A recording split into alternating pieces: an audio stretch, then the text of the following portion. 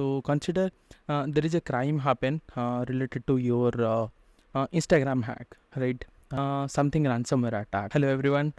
Today we'll start the digital forensic part.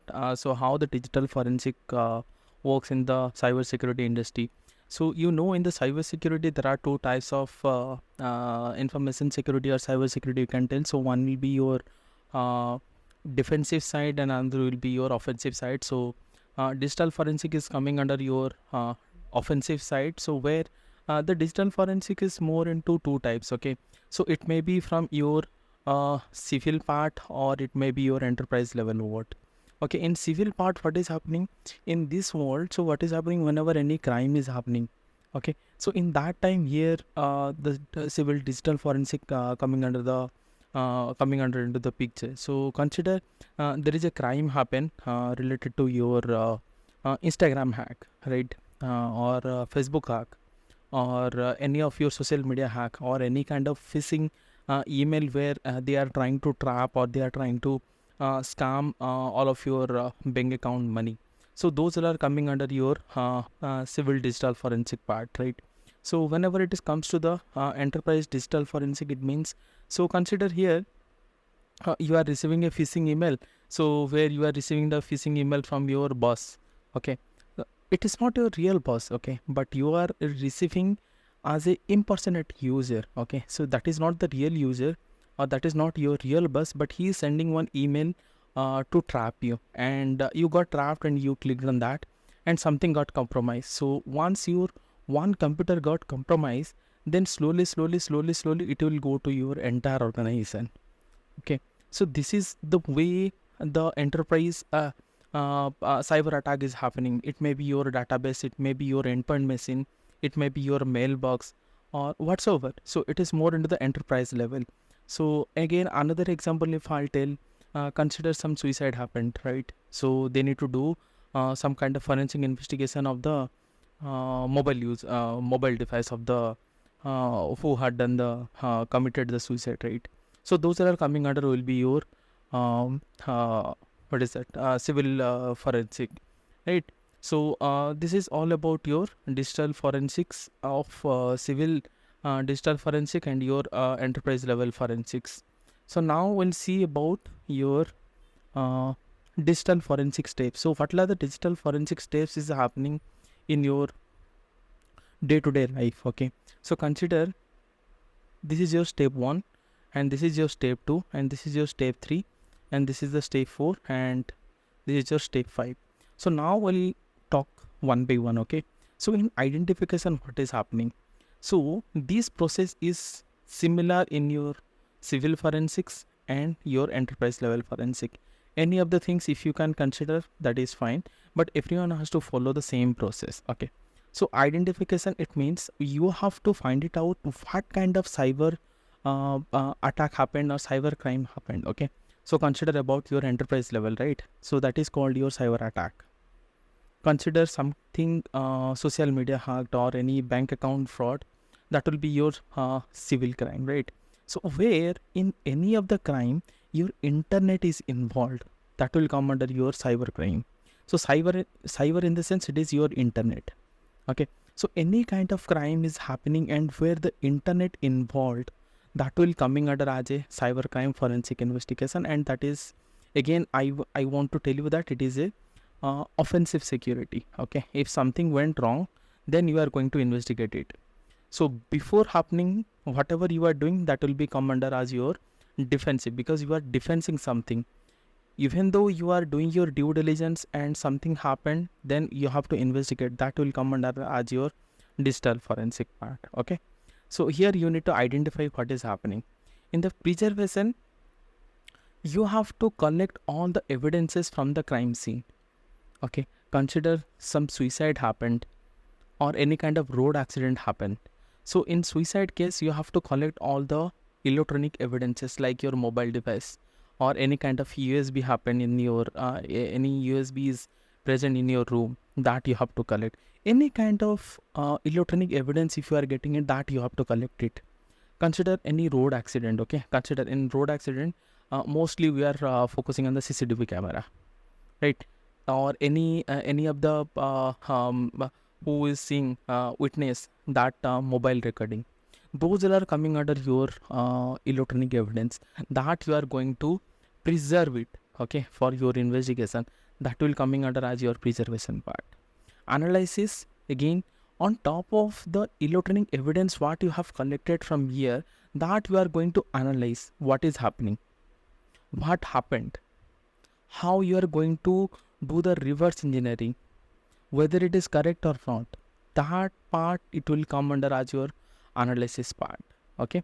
So again, after analysis, then you have to document each and everything. So I will drop down each and everything, okay.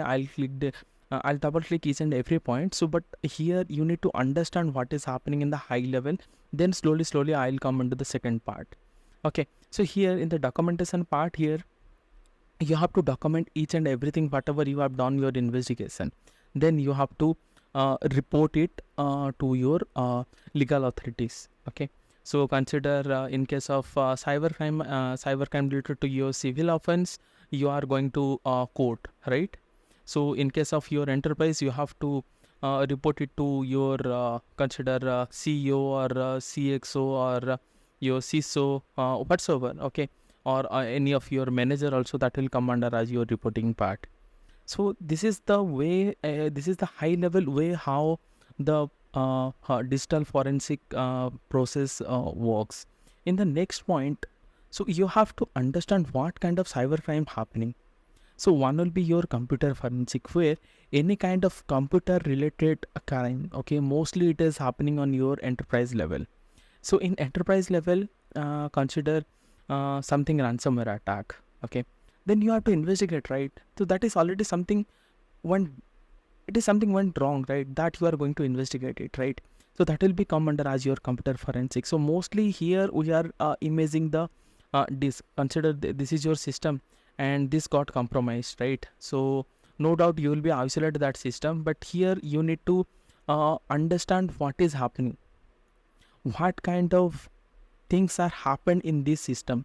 So entire image copy you want as a replicate, okay, that is called bit by bit copy you want, okay. You are not going to do the copy paste, okay. So copy paste is not going to work out in the court of law.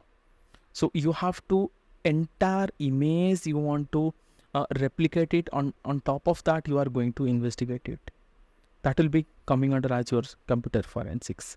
So in network forensic, consider any kind of wireless attack happened, okay. Consider someone has compromised the network wireless password, and he trying to enter into your system.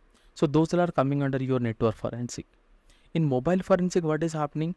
So any kind of attack related to mobile devices, okay.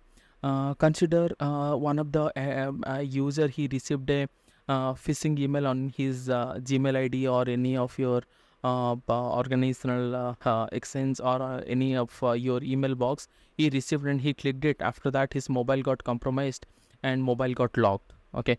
So someone is asking ransom for to unlock that money. In that case, you are going to take the mobile devices into your investigation. That will be coming under as your mobile forensics, right? In the memory forensic, it is more or less similar to your computer forensic and memory forensics, but in memory forensic, mostly we are using in your malware analysis, okay. So whenever any kind of, okay, let us consider there is a attack happened, ransomware attack, okay. So there is a exe file or any kind of executive file is running in your memory, right? So here we are going to main focus on the memory. So in my experience, I want to tell you one example.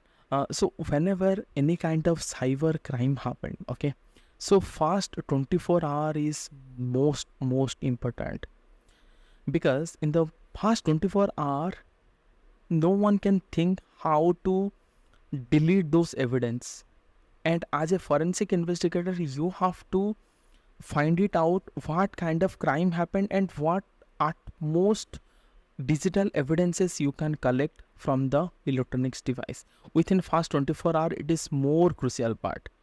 Second part, whenever any cyber crime happened, okay, any attack happened, as a cyber forensic investigator, if any of the device is on turn on state, do not turn it off. Do not turn it off. Don't.